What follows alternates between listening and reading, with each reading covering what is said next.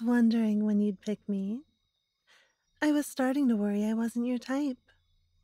My extensive research on you would suggest otherwise, but you can't fault a girl for worrying. Oh, sorry. You probably want me to be all crying or begging for my life. Please spare me. I won't tell anyone what happened. I promise. Something like that. I can beg if you want, but to be honest, I'm fine with dying if it's for you. I wouldn't dream of denying you something you truly desire. Just promise I can at least get a kiss goodbye.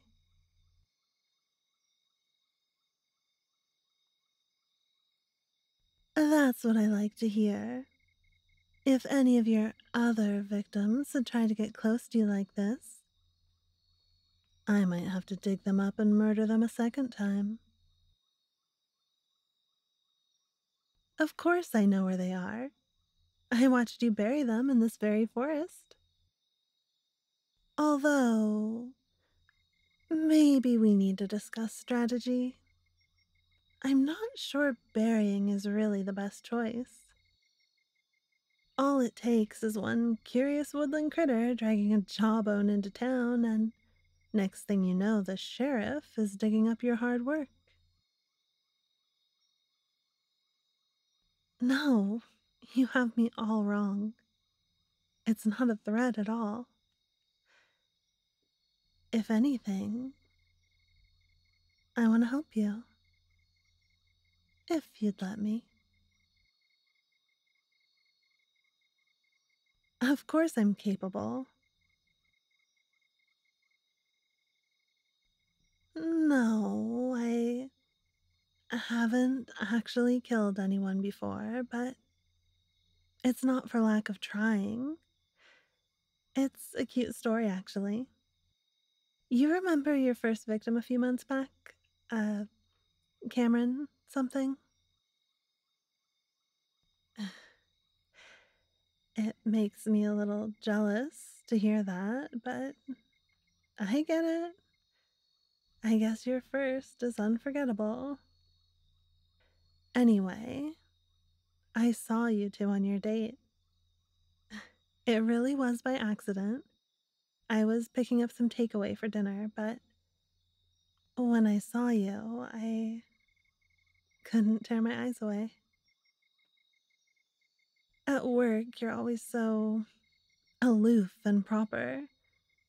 Cold, even.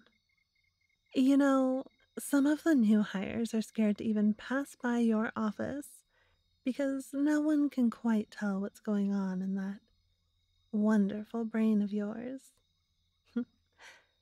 I simply adore that intimidating aura you have. But that night, you weren't intimidating.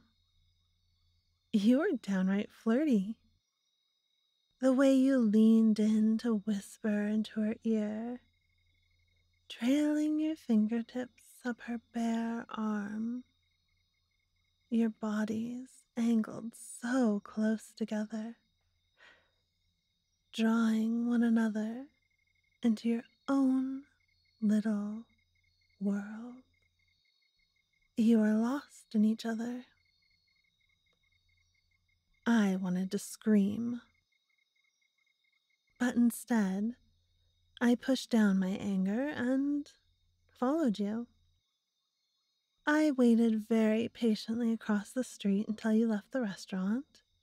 Then I carefully kept my distance and tracked you all the way back to her house.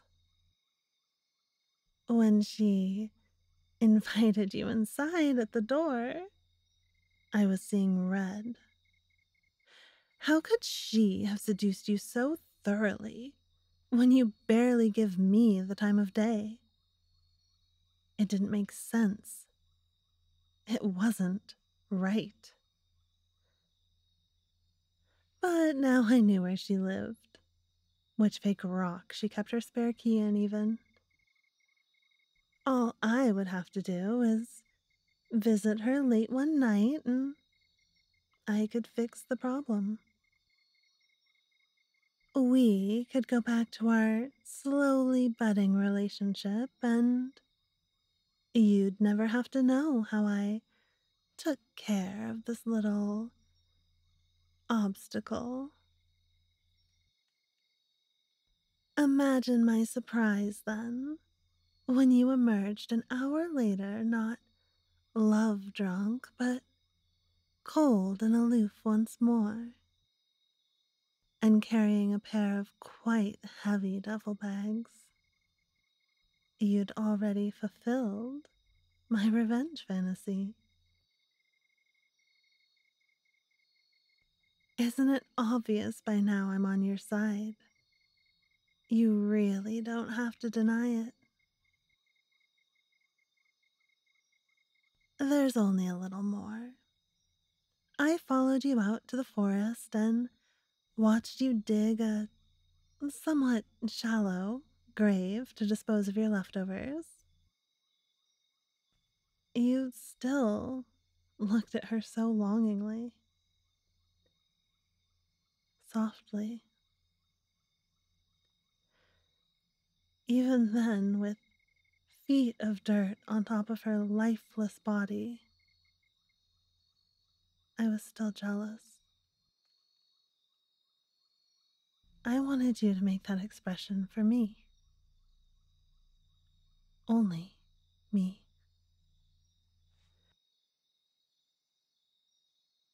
Stalker, are you trying to call me names, or maybe we just need to work on your pet names, dear? Yes, well, it became sort of a ritual. Tracking you after work, watching you do your real work. It wasn't so different from how you are at the office, actually. You see what you want, and then you make it happen. A visionary with exceptional follow through. How could I not fall even deeper? After a while, I realized I wasn't so different from your targets. Maybe you could choose me. Turn all that passion of yours in my direction. All I had to do was give you an opportunity. Oh, that's cute. You really thought I just happened to start staying late and parking in the far corner with a missing security camera and broken lights?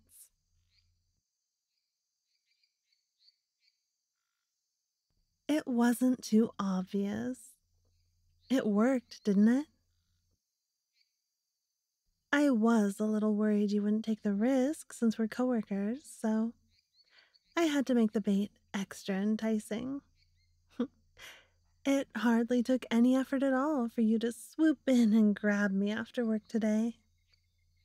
I was so satisfied. And then you knocked me out, and now we're here. So that's everything. All your secrets that I've faithfully kept. I guess it's up to you now.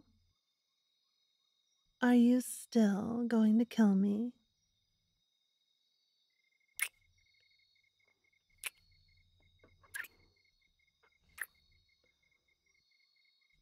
Oh, I could die happy now. But I take it that's a no. I promise I meant everything I said. I can help you, and I'll never deny you who you are. I can lure targets in, dispose of your messes, or even get my hands dirty myself, if that's what you want. The only thing I need in return is you. You have to promise me that you're mine. If you so much as smile at anyone other than me, they better end up dead and buried in this forest. Or whatever method we decide is best. I'm sure we can leave less evidence behind if we put our heads together. So, what do you say, my vicious little lamb? Will you make me yours?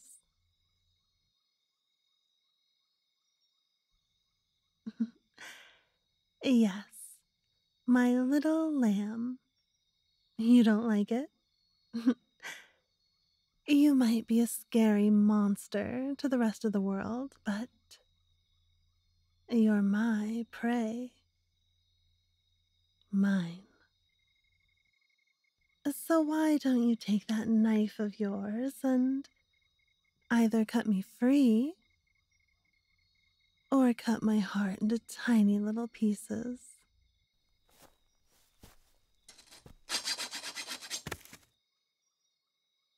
I knew you'd make the better choice.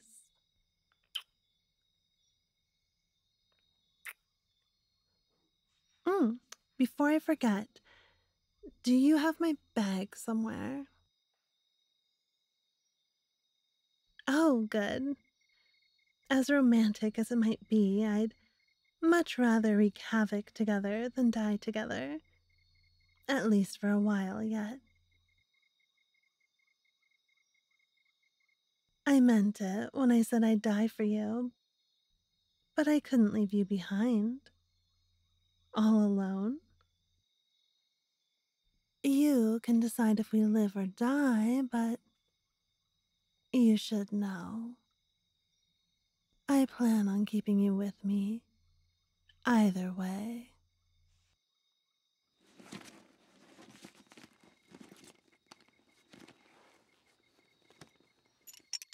Here, this is the antidote.